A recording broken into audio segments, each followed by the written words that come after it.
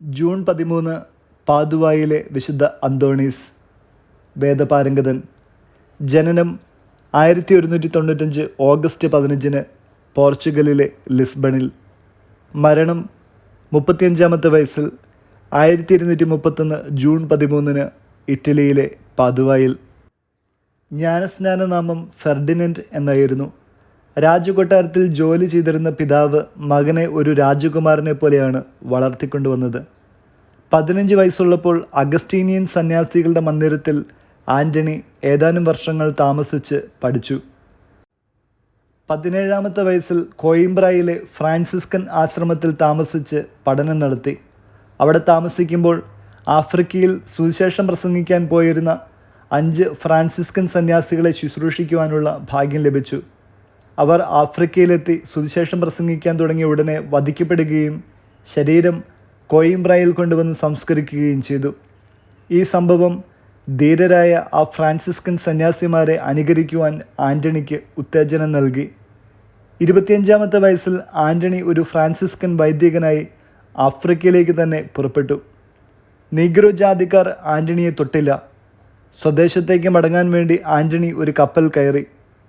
എന്നാൽ കൊടുങ്കാറ്റ് നിമിത്തം കപ്പൽ ഇറ്റലിയിലാണ് എത്തിച്ചേർന്നത്.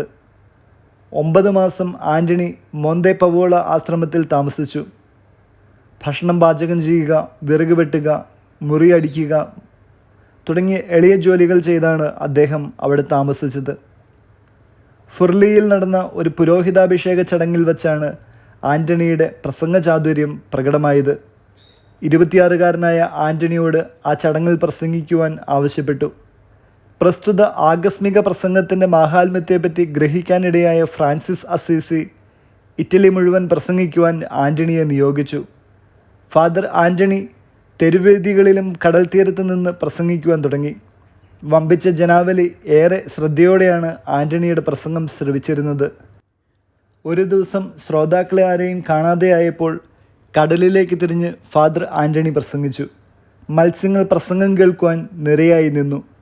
ജലപ്രളയത്തിൽ സമസ്ത ജീവജാലങ്ങളും നശിച്ചപ്പോൾ മത്സ്യങ്ങളെ സംരക്ഷിച്ചതും ചില മത്സ്യങ്ങൾ ദൈവത്തിരുമനസ്സ് നിറവേറ്റുവാൻ പങ്കുവഹിച്ചിട്ടുള്ളതും അദ്ദേഹം പ്രസംഗത്തിൽ അനുസ്മരിച്ചു. ഒരിക്കൽ ആൻ്റണി പ്രസംഗിക്കുവാൻ തയ്യാറാക്കിയ കുറിപ്പുകൾ ആരോ എടുത്തുകൊണ്ടുപോയതിനാൽ അദ്ദേഹം പരിഭ്രാന്തനായി. പെട്ടെന്ന് ആ മോഷ്ടിച്ചവൻ്റെ നേർക്ക് ഒരാൾ വാളൂരി പിടിച്ചു കൊണ്ടുവരുന്നത് കണ്ട് ഭയപ്പെട്ട് അയാൾ കുറിപ്പ് തിരികെ കൊടുത്തു. അതിനാൽ നഷ്ടപ്പെട്ട വസ്തുക്കൾ തിരികെ കിട്ടുവാൻ ഭക്തജനങ്ങൾ വിശുദ്ധ ആൻ്റണിയോട് പ്രാർത്ഥിക്കുന്നു. ഫാദർ ആൻ്റണി ഫ്രാൻസിലായിരിക്കുമ്പോൾ ബോൺവില എന്നൊരു യഹൂദൻ അദ്ദേഹത്തോട് പറഞ്ഞു, തിരുവോസ്തി വെറും അപ്പക്കഷ്ണങ്ങളാണ്, ദൈവമൊന്നുമല്ല.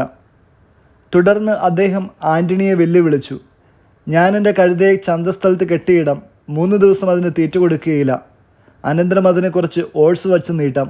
താങ്കൾ തിരുവോസ്തി കാണിച്ചു കൊള്ളുക. കഴുത ആ ഭക്ഷണസാധനം ഉപേക്ഷിച്ച് തിരുവോസ്തിയെ വണങ്ങുകയാണെങ്കിൽ ഞാൻ വിശ്വസിക്കാം. ഫാദർ ആൻ്റണി ഈ വെല്ലുവിളി സ്വീകരിച്ച് തിരുവോസ്തി പ്രദക്ഷിണമായി കൊണ്ടുവന്നു. യഹൂദൻ ഓട്സ് വച്ച് നീട്ടി. കഴുത ഓട്സിലേക്ക് നോക്കാതെ തല താഴ്ത്തി പിടിച്ച് തിരുവോസ്തിയെ വണങ്ങി. ഒരിക്കൽ ആൻ്റണി ഒരു വീട്ടിൽ കിടക്കുമ്പോൾ കുടുംബനായകൻ താക്കോൽ ദ്വാരത്തിലൂടെ ആൻ്റണിയെ നോക്കി. ദൈവമാതാവ് ഉണ്ണിയെ ഫാദർ ആൻ്റണിയുടെ കരങ്ങളിൽ ഏൽപ്പിക്കുന്ന കാഴ്ചയാണ് കണ്ടത്.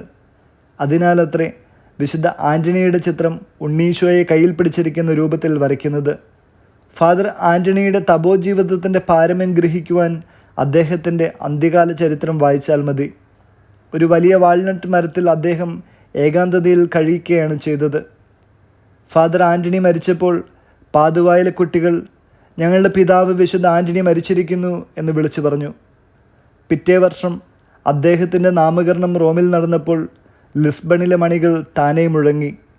ഏതാനും വർഷം കഴിഞ്ഞ് ശവകുടീരം തുറന്നു നോക്കിയപ്പോൾ ഫാദർ ആൻ്റണിയുടെ നാവ് അഴുകാതിരിക്കുന്നതായി കണ്ടു. വിശുദ്ധ ബെനവെഞ്ചർ അത് കയ്യിലെടുത്ത് പറഞ്ഞു, ഭാഗ്യപ്പെട്ടവനെ, നീ എന്തുമാത്രം ദൈവസ്തുതികൾ പാടി. 12-ാം പിയൂസ് അദ്ദേഹത്തെ വേദപാരംഗതനെന്ന് വിളിച്ചു. വചനം റോമ 12-ാം അധ്യായം 10-ാം വാക്യം. നിങ്ങൾ അന്യോന്യം സഹോദരതുല്യം സ്നേഹിക്കുവിൻ, പരസ്പരം ബഹുമാനിക്കുന്നതിൽ ഓരോരുത്തരും മുന്നിട്ട് നിൽക്കുവിൻ. വിചിന്തനം. ഒന്നും ചോദിക്കാതിരിക്കുക, യാതൊന്നും നിഷേധിക്കാതിരിക്കുക. അതായിരുന്നു വിശുദ്ധ അന്തോണീസിൻ്റെ ജീവിത രഹസ്യം.